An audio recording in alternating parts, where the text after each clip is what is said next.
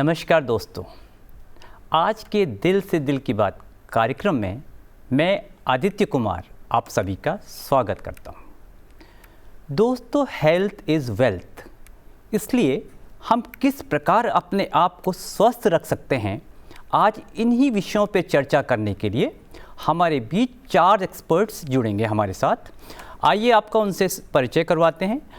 हमारी पहली एक्सपर्ट हैं डॉक्टर स्नेह भार्गवा। आप एम्स दिल्ली की फर्स्ट लेडी डायरेक्टर रह चुकी हैं। आपका वेलकम है मैडम। हमारे दूसरे एक्सपर्ट हैं डॉक्टर डोडल मंडल। आप मैक्स हॉस्पिटल में एचओडी रेडिएशन ऑन्कोलॉजी हैं, इसके पहले आप एम्स दिल्ली में ही थे। डॉक्टर साहब, आपका भी स्वागत है। हमारे तीसरे एक्सपर्ट हैं डॉक्टर प्रोफेसर नंद कुमार।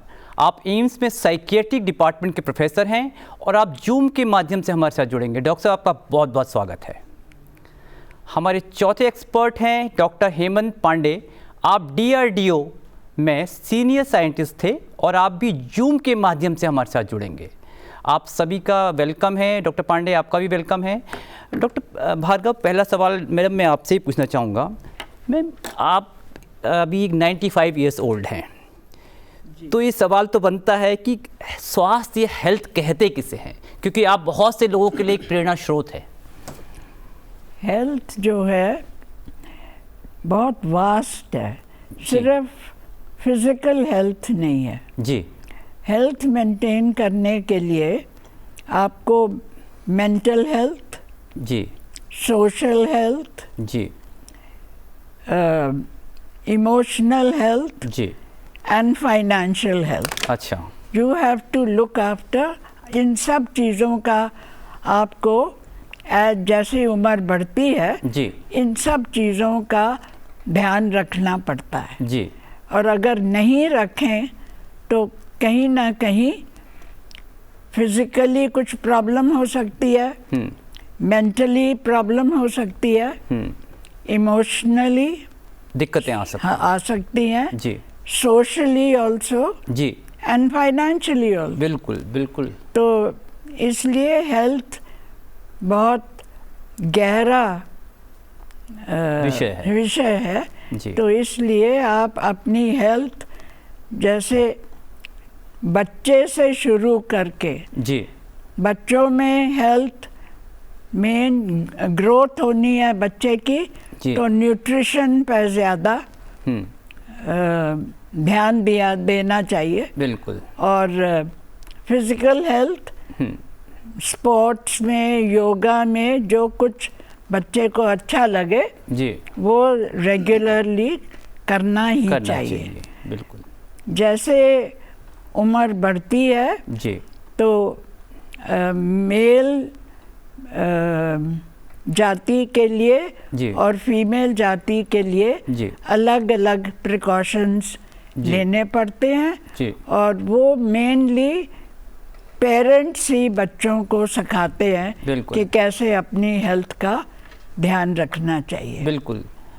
यूं ही उम्र बढ़ती है जी, आप समझो अब 30-40 के बीच में आ गए हैं जी, तो फिर अपना अभी से ध्यान नहीं रखेंगे जी, तो यूं ही उम्र बढ़ेगी, बिल्कुल, तो मुश्किल आएंगी। बिल्कुल। तो उस स्टेज पे बड़ा ज़रूरी है कि एक फ़िज़िकल हेल्थ आप अपनी रखें, जिससे मतलब है कि बॉडी फिज़िकल एक्सरसाइज करें, योगा करें, पर जो कुछ भी करें आप कंसिस्टेंटली करें, लगातार करें। लगातार, क्योंकि एक आध दिन, एक आध हफ्ते करने से हेल्थ बनती नहीं है। तो फिज़िकल एक्सरसाइज तो सबसे इम्पोर्टेंट है। फिर उसके बाद जो बहुत ज़रूरी है मेंटल हेल्थ। मेंटल हेल्थ को कैसे मेंटेन करना है, तो आप अपने ब्रेन के सेल्स जो हैं उनको एक्टिव रखें। चाहे आप डायलॉग करें, किताब पढ़ें, रिसर्च करें, मेंटल हेल्थ की पूरी ध्यान इसका रखना चाहिए अभी से। बिल्कुल। जब मेंटल हेल्थ ठीक हुई जी, तो आप हर एक से बातचीत सही कर सकते हैं। बिल्कुल बिल्कुल ma'am. Third is then emotional health. जी, इमोशनल हेल्थ ये है कि जो भी आप काम करें जी, आप उसको एंजॉय करें। बिल्कुल, एंजॉय करेंगे तो आपकी इमोशनल हेल्थ एंड हैप्पीनेस दोनों रहेंगी। जी, बिल्कुल, जब और the fourth thing is social जी, हेल्थ। आप अपने दोस्तों से मिलें, काम के अलावा और भी कोई हॉबी रखें ताकि आपका इंटरेक्शन और लोगों से होता रहे, तो आपकी फिटनेस पूरी हो रहती बिल्कुल, है। बिल्कुल मैम, बड़े अच्छे से आपने बताया कि किस तरीके से 4 स्तंभ हैं हमारे स्वास्थ्य के, और हर किसी चीज़ को मजबूती, हम इन चारों को मजबूत बनाने की ज़रूरत है, वो कंसिस्टेंसी और लगातार प्रयास करने की ज़रूरत है। हाँ। हम रुक करना करेंगे डॉक्टर मंडल। अभी ख़राब स्वास्थ्य की बात आ रही थी डॉक्टर साहब, आप तो जीवन शैली से संबंधित बहुत सी बीमारियाँ आने लगी, लाइफ स्टाइल रिलेटेड डिजीज़, तो ख़राब स्वास्थ्य के कारण आप मोटा मोटा क्या बताना चाहेंगे, क्या रहते हैं? जी, पहले तो सबसे पहले मैं आपको इतना अच्छा टॉपिक के लिए शुक्रिया अदा करूँगा। और ख़राब हैबिट्स, जो रीजंस ऑफ बैड हेल्थ, अगर हम इसकी बात करते हैं तो सबसे पहले मैं जिसकी बात करूँगा वो है नशा। जी, अब नशा ऐसी चीज़ है जो कि कुछ भी चीज़ों का हो सकता है, ये कोई सब्सटेंस हो सकता है, और आज के दिन में हम नशे की बात करते हैं तो addiction of screen, mobile, computer, games, जिसमें पूरा दुनिया खोए हुए हैं। जी, अब इससे क्या हो रही है, जो हमारा normal human interactions, social bonding या फैमिली बॉन्डिंग, ये सारी धीरे धीरे ख़राब हो रही है, ह्यूमन धीरे धीरे आइसोलेटेड हो रही है। जो सवाल जो चीज़ मैडम कह रही थी, मेंटल हेल्थ, इमोशनल हेल्थ, अगर कोई बंदा किसी से कनेक्टेड नहीं है तो उसका इमोशनल हेल्थ, बिल्कुल, उसका फैमिलियल हेल्थ, उसका सोशल हेल्थ सारे धीरे धीरे खराब हो जाता है। नई जनरेशन में तो बड़ा देखने में आता है कि वो हमेशा mobile mobile and all the time mobile. अगर हम तीसरी चीज़ की बात करते हैं, लाइफस्टाइल, अब देखेंगे आज के जनरेशन में बहुत ही कम लोग होते हैं जो रेगुलर फिजिकल एक्टिविटी फॉलो करते हैं। बिल्कुल, कुछ लोग होते हैं ओवरजिलस, जो कि रेगुलर जिम जा रहे हैं, बहुत न्यूट्रिशन ले रहे हैं, सप्लीमेंट्स ले रहे हैं टू रिमेन फिट। और अब देखेंगे आजकल के दिन में सडन डेथ, इसका इंसिडेंस बहुत बढ़ चुका है। बिल्कुल, अगर हम इसके पीछे बहुत डेप्थ में जाके अगर हम एनालाइज करते हैं तो हम कई ऐसे इंसिडेंट्स मिलेगा जहाँ पे फिजिकल हेल्थ को बढ़ाने के लिए, मसल बढ़ाने के लिए, सिक्स पैक्स एब्स बढ़ाने के लिए कोई स्टेरॉइड लेते जा रहा है, कोई अनयूजुअल सप्लीमेंट्स की तरफ जा रहे हैं, कोई वेट रिड्यूस करने के लिए अनजानी दवाई लेते जा रहे हैं जिससे बॉडी डेंजर खराब हो सकती हैं। तो ये सब चीज़ ज़रूरी है कि इसको रोका जाए। बिल्कुल, और इसको छोड़ के बहुत एक चीज़ मैं ज़रूर कहना चाहूँगा, क्योंकि मैं एक कैंसर विशेषज्ञ हूँ तो मेरा दिमाग में हमेशा ये चलता है। बिल्कुल, हम वो भी इस विषय पर आएंगे, प्रिवेंशन और प्रिकॉशन की तरफ नहीं जाते हैं कि आप एक कैंसर स्पेशलिस्ट के तौर पे क्या मैसेज देना चाहेंगे, उस पर हम आएंगे। मैं प्रोफेसर नंद कुमार सर आपका रुख करना चाहूँगा। डॉक्टर साहब, आप एक साइकेट्रिस्ट हैं बेसिकली, तो अगर जैसे कि प्रोफेसर स्नेह भार्गव मैडम ने अभी बताया कि किस तरीके से मानसिक जो स्वास्थ्य है उसका बड़ा महत्व है एक व्यक्ति के जीवन में, तो किस प्रकार हम अपने मानसिक स्वास्थ्य की रक्षा कर सकते हैं, उस बारे में हमें बताएं डॉक्टर साहब। Thank you Aditya. Actually madam ने बड़े अच्छे से समझाया हम लोग को, सोशल, फिजिकल एंड मेंटल, ये सारे इंपॉर्टेंट होते हैं। और अक्सर हम लोग ऐसा देखते हैं, अगर कभी भी हेल्थ का डेफिनेशन को देखें तो ये बोला जाता है कि health is a complete state of wellbeing. जी, वो तो हेल्थ के वेलबीइंग है, महसूस करने की प्रक्रिया है, जो कि सोशली आप महसूस करते हैं, इमोशनली करते हैं, फिजिकली करते हैं। जी, हम लोग जब भी चर्चा करते हैं तो हम लोग बोलते हैं कि हेल्थ का मतलब बीमारी का एब्सेंट ना नहीं होता है। और आजकल एक बड़ा फैशन है कि हम लोग एक ब्लड टेस्ट कराते हैं, बोलते हैं हेल्दी है। सो और जब बात करते हैं मेंटल हेल्थ की, तो मेंटल हेल्थ कभी भी आइसोलेशन में नहीं होता है। अच्छा, फिजिकल, सोशल, जो मैडम ने एम्फसाइज किया, फिजिकल, सोशल और इमोशनल या मेंटल, ये सब इंटीग्रेटेड है। इतना है कि आप उसको सेपरेट कर ही नहीं सकते हैं। मान लीजिए आपको फीवर हो गया या आपको डिहाइड्रेशन हो गया, आपका मन खराब हो जाता है, आपको अच्छा लगता है। इसी तरह जब आपका मन खराब रहता है तो आपको चीजें कितनी भी अच्छी हो वो ठीक नहीं लगता है। जी जब आप डिप्रेस हैं, लो फील करते हैं, तो आपके बॉडी की इम्यूनिटी भी वीक हो जाती है, जी। आपका मेटाबॉलिक वीक हो जाता है। जी सो एक थॉट पूरे बॉडी को करता है अफेक्ट, बिल्कुल। पूरे ब्रेन को। जी इसी तरह बॉडी एंड ब्रेन का चेंजेस करता है अफेक्ट थॉट को। जी इस तरह जो सोशल सिचुएशंस है वो हमें करता है प्रभावित। सोसाइटी में जब बहुत हलचल होती है जी। हम मेंटली ठीक नहीं रहते हैं, हम टर्मोइल में हो जाते हैं। जी जब इमोशनल टर्मोइल होता है तो फिजिकल हेल्थ भी खराब होता है। सो health is always always integrated. बिल्कुल। तो जब भी आपने जो कहा हम मेंटल हेल्थ को कैसे ठीक कर सकते हैं, तो मेंटल हेल्थ को ठीक करने के लिए जरूरी है कि हम बॉडी को भी ठीक रखें। जी अगर हम बॉडी को ठीक रखते हैं, अगर हम सोशली अपना कनेक्टेडनेस बना कर रखते हैं, जो डॉक्टर मंडल ने कहा, तो हम मेंटली ठीक रहते हैं। बिल्कुल। यदि हम ये कि हम मेंटल हेल्थ के बारे में केवल पढ़ के या मेंटल हेल्थ की बातें करके थॉट को से काटें या उसको ट्रीट कर लें तो ये बड़ा मुश्किल है। बिल्कुल। कारण है, यदि आप इसको गंभीरता से देखें, यही कारण है कि मेंटल हेल्थ के इश्यूज बढ़ते जा रहे हैं जी और नंबर ऑफ साइकियाट्रिस्ट बढ़ते जा रहे हैं, नंबर ऑफ साइकोलॉजिस्ट बढ़ते जा रहे हैं, पर फिर भी परेशानियां बढ़ते जा रही है। सो इसका मतलब होता है कहीं ना कहीं हम लोग कुछ ना कुछ मिस कर रहे हैं जी और इसको एक बड़े कॉम्प्रिहेंसिव तरीके से एक इंटीग्रेट करके देखने की जरूरत है। बिल्कुल बिल्कुल डॉक्टर साहब, बिल्कुल। जैसे कि मैम ने बताया वही चीज़ आपने इंडोर्स की कि एक एकीकृत तरीके से, एक इंटीग्रेटेड तरीके से ही एक स्वास्थ्य का निर्माण हो सकता है। बिल्कुल इंटीग्रेट तरीके से। बिल्कुल। डॉक्टर हेमंत, आपका रुख करेंगे। डॉक्टर साहब, आपने काफ़ी सालों से डीआरडीओ में मेडिसिनल प्लांट के लिए काफ़ी काम किया है। तो डॉक्टर साहब, हम आपसे ये जानना चाहेंगे कि हम अपनी बॉडी को, डिटॉक्स वर्ड बहुत आता है सुनने में, किस तरीके से डिटॉक्स हम कर सकते हैं बॉडी को, और जो श्वास लेने का तरीका, सही तरीका क्या होता है? मैं पिछले 36 सालों से डीआरडीओ में हर्बल मेडिसिन डिवीजन का हेड था और जो औषधि पौधे हैं उनके कंजर्वेशन में और वैल्यू एडिशन में काम कर रहा था जी। तो अभी मैं 28 फरवरी को रिटायर हुआ हूँ जी। तो जैसे अगर बॉडी डिटॉक्स की बात करें, क्योंकि जब हम भोजन लेते हैं और दिन भर जब भोजन का अलग अलग मेटाबॉलिक प्रोसेस से गुजरता है जी। तो टॉक्सिन्स हमारे बॉडी में बनते हैं। जी। तो उसको टॉक्सिन्स को बाहर निकालने के लिए सबसे इम्पोर्टेंट है पानी का इंटेक हम प्रॉपर करें जी। क्योंकि सबसे ज़्यादा टॉक्सिन जो है वो पानी के द्वारा हम निकाल सकते हैं। और दूसरा ये नींबू का रस, अगर सुबह हम एक गिलास नींबू का रस, अगर कोई डायबिटिक नहीं है तो उसमें शहद डाल के पी ले, अच्छा। तो उससे भी टॉक्सिन बॉडी के टॉक्सिन निकल सकते हैं जी। और दूसरा अगर नारियल का रस भी टॉक्सिन को एलिमिनेट करने के लिए काफ़ी अच्छा रोल प्ले करता है जी।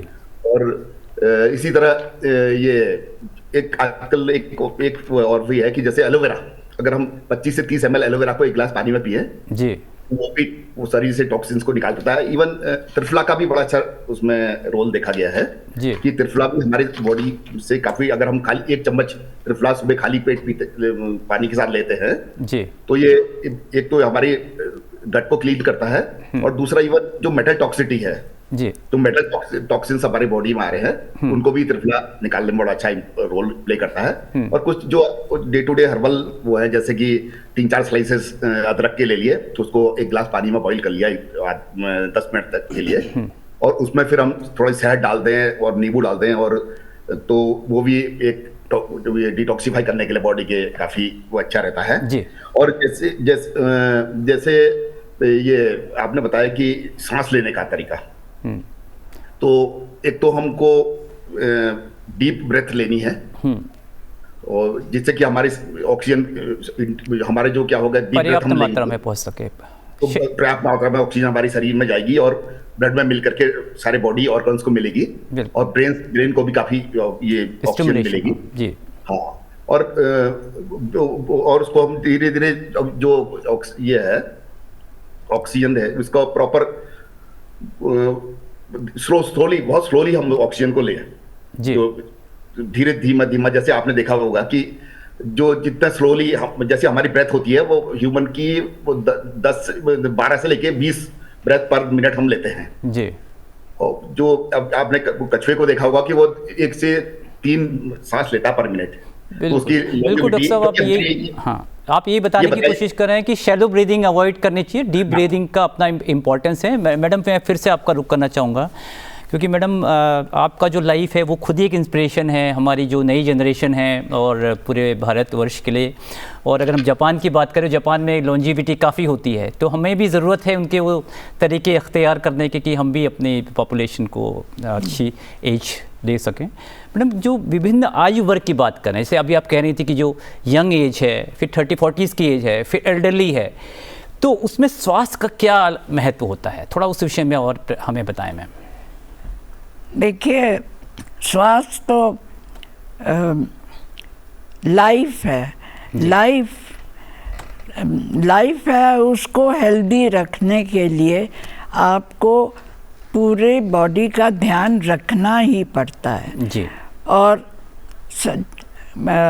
भगवान ने जी मुफ्त दिया है हमें लाइट, जी बिल्कुल, light, oxygen, trees, so you should expose yourself to light and warmth that the sun gives you, the oxygen that the trees give you, so that you expose your bodies to this. That is a very important part. And when you take deep breaths, you are taking in a lot of oxygen, which is required for your maintenance of your health.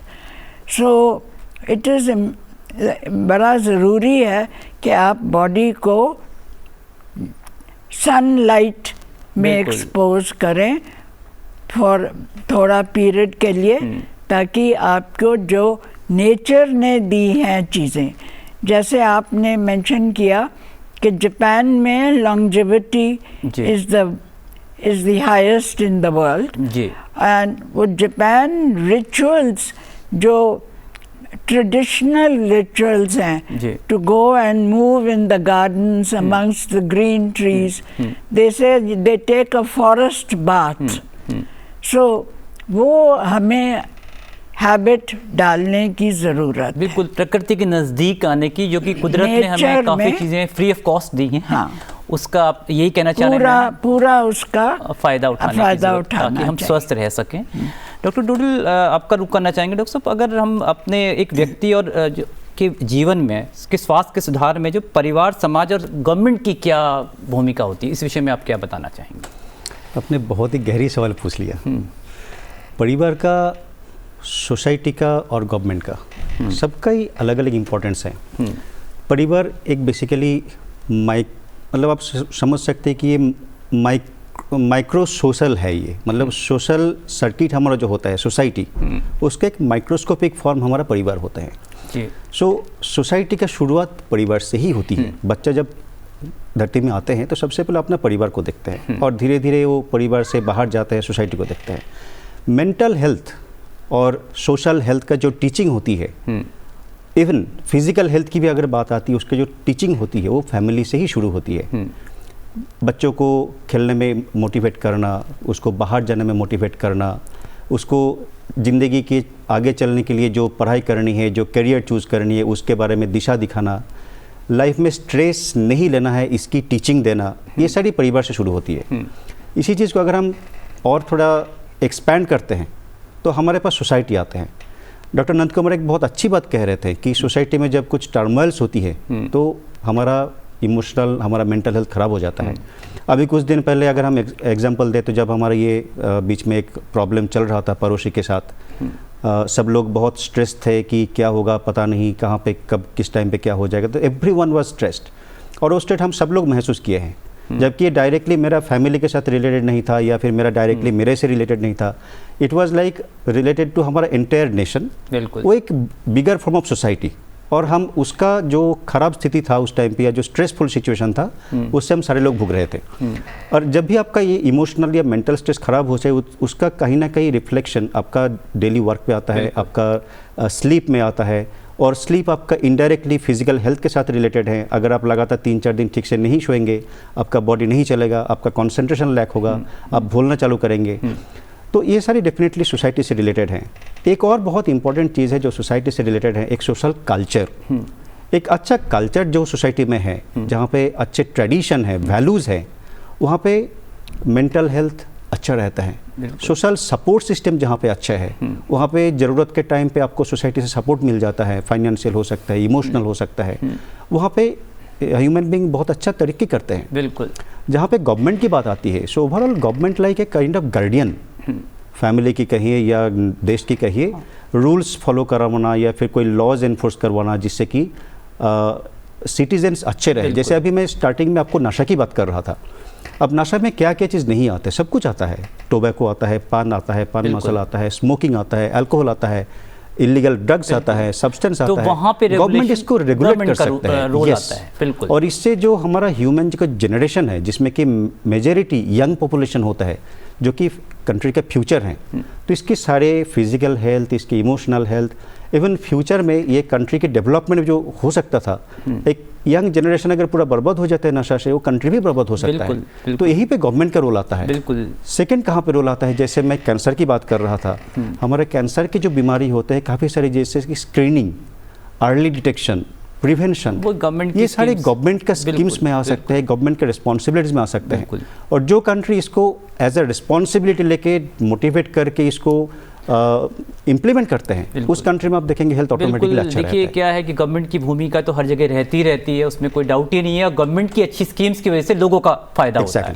अभी doctor Nand Kumar sir, आपका रुख करना चाहेंगे। आप honorary chairperson हैं mental health foundation of India के। तो doctor साहब, किस तरह का मेंटल हेल्थ की सुधार के लिए इस संस्था द्वारा कार्य किया जा रहा है, क्या कार्य किया जा रहा है, थोड़ा उस विषय में हमें बताएं। Thank you Aditya ji. हम लोग मेंटल हेल्थ को देखते हैं हेल्थ की तरह।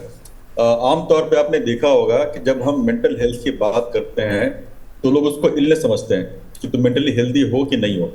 तो मेंटल हेल्थ बहुत ब्रॉड कंसेप्ट, जो हमारा इमोशन, हमारा फीलिंग, हमारा थॉट्स, हमारा बिहेवियर, ये बहुत सारे फैक्टर पे डिपेंड करता है जी।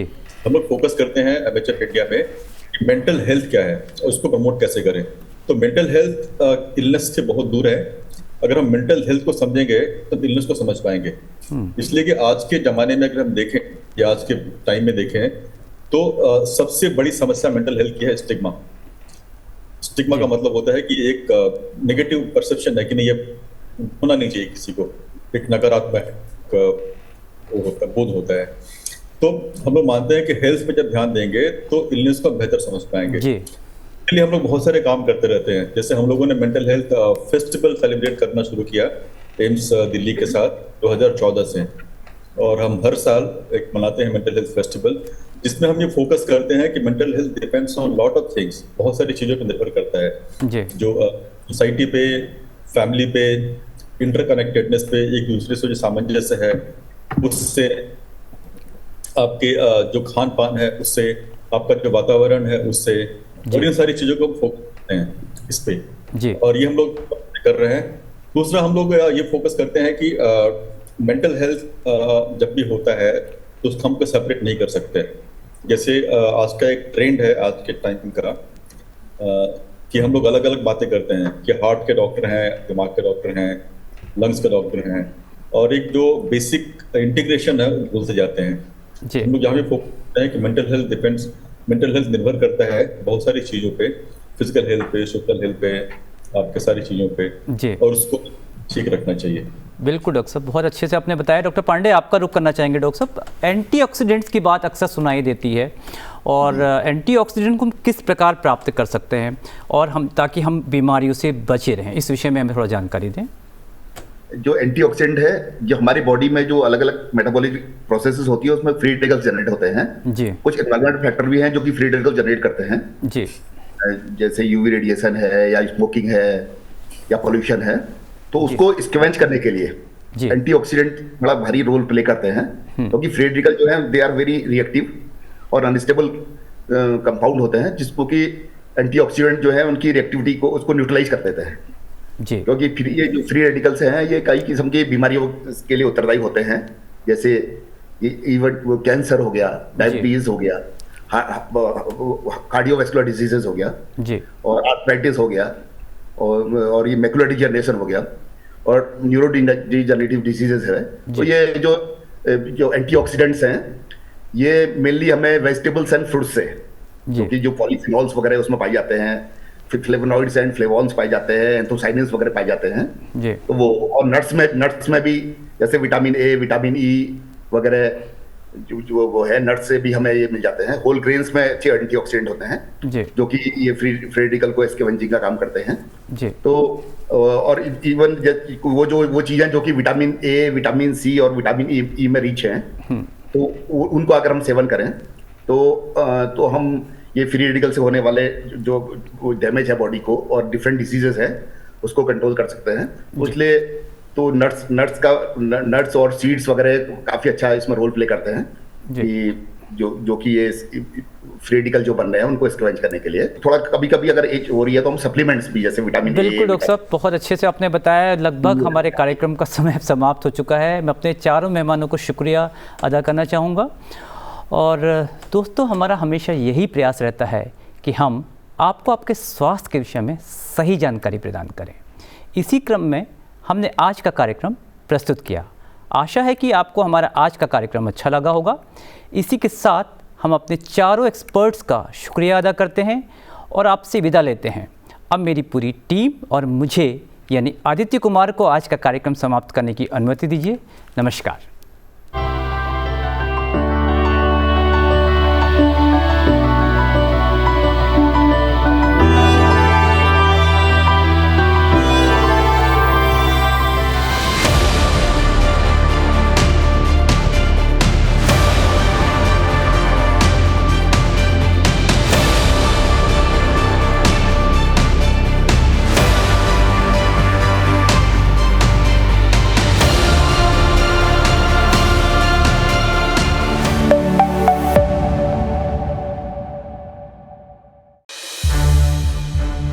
संसद टीवी के और भी प्रोग्राम्स देखने के लिए सब्सक्राइब करें हमारा YouTube चैनल और हाँ, इन्हें लाइक और शेयर करना ना भूलें।